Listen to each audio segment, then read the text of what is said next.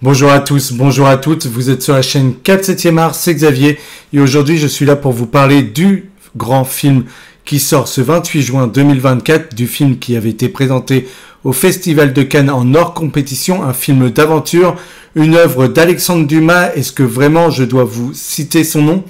Oui, je vais le faire. On parle bien sûr du Comte de Monte Cristo. Pas n'importe quel Comte de Monte Cristo, la version 2024. Et qu'est-ce que ça donne une version 2024 de ce Vengeur? Eh bien, ça donne le meilleur que peut nous apporter le cinéma français en termes de gros spectacles. Et là, oui, on en prend plein les yeux. C'est magnifique du début à la fin. L'œuvre est portée par deux réalisateurs qui sont les scénaristes des Trois Mousquetaires, les deux parties qui sont sorties l'année dernière. Donc, les Trois Mousquetaires et la partie 2 qui s'intitulait Milady, qui étaient pour moi des œuvres ratées par un réalisateur qui ne sait pas aller du côté de l'aventure et qui a fait de mauvais choix. Je pense que Martin Bourboulon, qui était un réalisateur de comédie, Papa ou Maman 1 et 2, ne pouvait pas faire une bonne adaptation. En tout cas, il aurait pu, mais on a vu qu'il n'en avait pas les capacités et qu'il n'avait pas la démesure nécessaire pour ce genre d'œuvre. Et il s'est planté. Il y a eu beaucoup de choses. Moi, je voulais défendre ce projet. Un film de KPDP, ça fait des années qu'on en rêvait et on l'avait ici. Il y avait des choses qui auraient pu marcher. L'action n'était pas lisible. Il y avait les personnages qui n'étaient pas assez caractérisés. C'était trop feuilletonné. Ça ne prenait pas. Il y avait des costumes, il y avait des envies, il y avait de beaux châteaux, etc. Mais c'était tout. Et là, les scénaristes qui étaient sur les Trois Mousquetaires ont adapté ce Comte de Monte Cristo. Alors on pouvait se dire, l'univers des Trois Mousquetaires avait été assombri pour la vision de Martin Bourboulon. On pouvait se dire que si on était avec les mêmes scénaristes, on allait revivre la même chose. Pas du tout.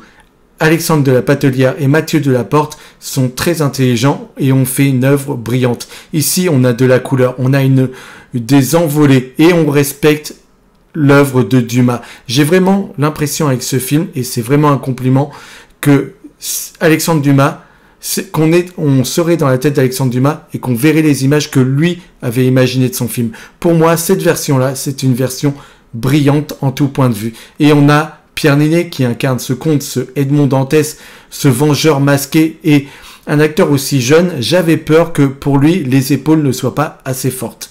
Je l'aime, je le trouve brillant à plein de niveaux. Pierre Ninet, c'est un très grand acteur, mais des fois on dit, bon bah voilà, pour jouer tel rôle, il faut avoir vécu tant de choses, sinon on n'est pas encore en capacité. Eh bien, moi qui avais peur qu'il y ait des facettes où il se plante, eh bien, il ne s'est pas planté et il a été brillant à tous les niveaux. Il nous fait une interprétation magistrale. Qu'il se cache derrière les masques ou non, il est parfait.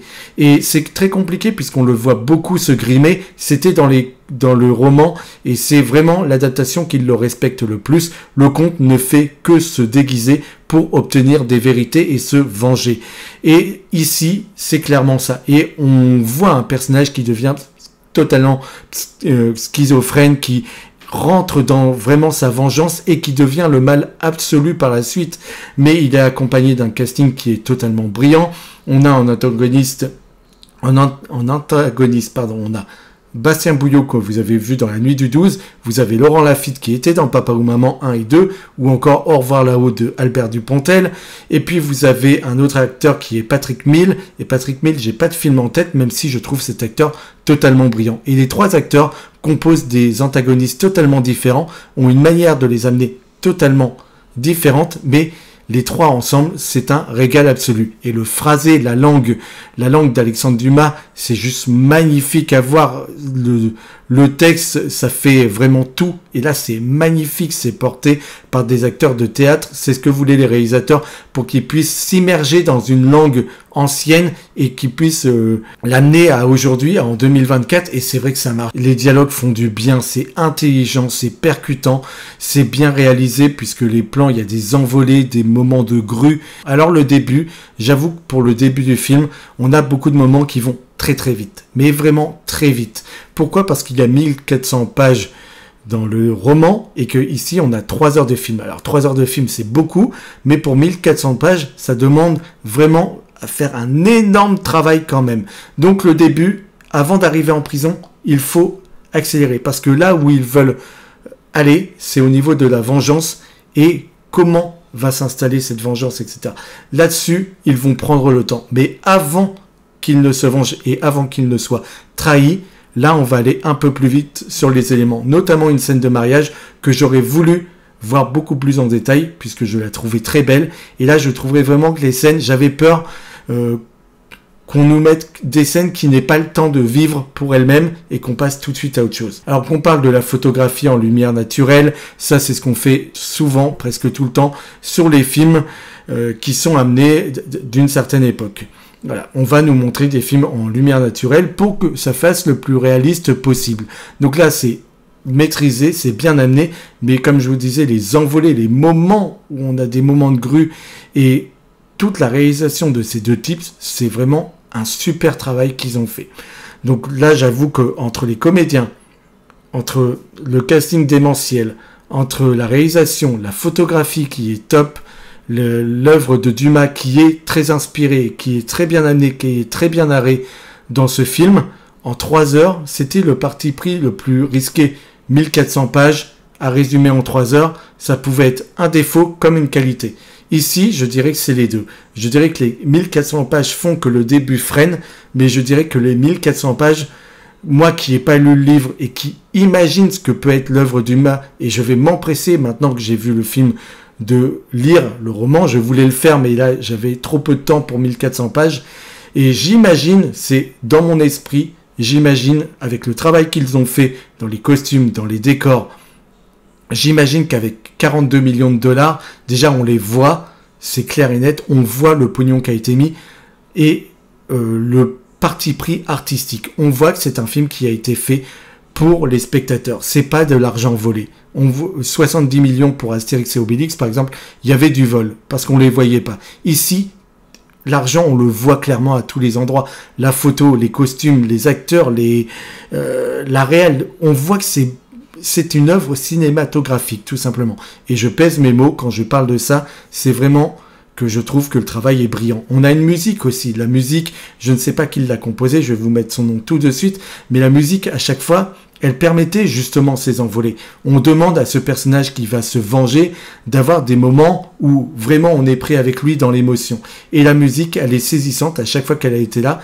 Il y a des gens qui se moquaient de moi derrière, qui rigolaient, parce qu'à chaque fois qu'il y avait de la musique, je tapais du pied et je bougeais la tête et j'ai entendu les gens ce qu'ils disaient sur moi. Derrière, ils voyaient que j'étais porté par le film et j'ai pleuré. J'ai pleuré parce que c'est le genre de film sur lequel je voudrais être. C'est pour ça que j'aime le cinéma français depuis des années, depuis toujours, et que je le défendrai toujours. Pourquoi je travaille aujourd'hui dans le cinéma en tant que régisseur, en tant qu'acteur, en tant que script, selon les projets, ou en tant que réalisateur?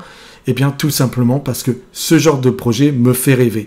Et j'aurais aimé être sur le tournage. Et quand je vois ce genre de film, je leur dis merci parce que c'est mon univers et c'est ce qui me maintient en vie. Et ça c'est vraiment un cadeau pour les téléspectateurs. J'espère que tout le monde ira en salle pour découvrir ce film parce que là, il y a vraiment un travail colossal qui a été fait.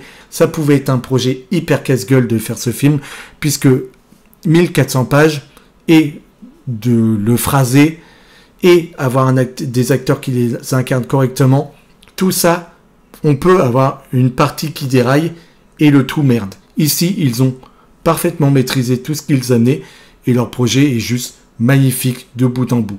La musique, les décors, la photographie, la réalisation, les acteurs, que vous dire, c'est le genre de film que je voudrais voir tout le temps. Évidemment, je les savoure quand ils sont là. Et si j'en avais tout le temps, peut-être que je serais lassé. Alors on a eu des interprètes remarquables pour l'incarner. On a eu Gérard Depardieu, on a eu Jean Marais. Il a été adapté 18 fois au cinéma ou à la télé, ce personnage. Donc évidemment qu'on l'a déjà vu plein de fois. Donc Pierre Niney, il pouvait s'inscrire dans peut-être quelque chose de plus médiocre que ses prédécesseurs. Et pas du tout. Il s'inscrit dans le haut du panier. C'est un grand acteur, je le savais déjà, mais là il a prouvé une nouvelle fois qu'il était capable de merveilles. Et moi il m'a vraiment bluffé du début à la fin, il m'a ému, il porte les mots de Dumas avec une grâce absolue, c'est incroyable. Mais tous, je vous assure que Anaïs de Moustier qui joue Mercedes, qui était une L'actrice qui l'accompagnait sur Sauver ou périr, Anaïs de Moussy, on l'a vu aussi avec Vincent Lacan dans L'envie d'aimer, un film qui était encore une fois sublime, une romance à l'époque 1940, pendant la Seconde Guerre mondiale, il me semble, j'ai plus tout en tête, mais en tout cas c'était une romance entre Vincent Lacoste et elle, c'est sublime. Bon bah voilà, c'est une immense actrice, elle brille, elle est d'une beauté sans nom, et cette Mercedes, oui, elle marche. Mais je vous citerai pas tous les acteurs, il y en a pas un qui m'a déçu. Donc tout le casting est vraiment brillant. Peut-être que ce sont des réalisateurs qui savent gérer au mieux leurs acteurs et leur demander des performances. Le pari est donc réussi pour Jérôme Sédou et Pathé qui ont décidé depuis le Covid de ne plus produire autant de films. Ils veulent faire des films rares à grand spectacle qui attirent le public en salle. Les Trois Mousquetaires, les deux parties, c'était déjà le cas. Alors ça a plus ou moins bien marché, je pense qu'ils s'attendaient à mieux, mais en tout cas ça a quand même plutôt bien marché. Le Astérix de Guillaume Canet, qui est une franchise qui ne fait que chuter de film en film, eh bien le Astérix de Guillaume Canet a quand même attiré 4,5 millions de spectateurs en salle. Il a coûté 70 millions de dollars, alors je ne sais pas s'il est rentable, mais en tout cas, quand même, 4,5 millions de dollars pour une franchise qui ne fait que chuter, c'est déjà pas mal. Et je pense que Jérôme Sédou et Pathé, avec ce Monte Cristo, ont trouvé leur poule aux œufs d'or et qu'ils peuvent faire un énorme score au box-office. On va voir ce que donneront les prochaines semaines, mais ce film-là mériterait d'être mis en avant plus que les autres. C'était tout pour moi, vous pouvez me retrouver sur ma chaîne Cap 7e art, vous pouvez vous abonner, commenter, me faire part de vos retours. Je vous attends avec grande impatience et bien évidemment, allez en salle.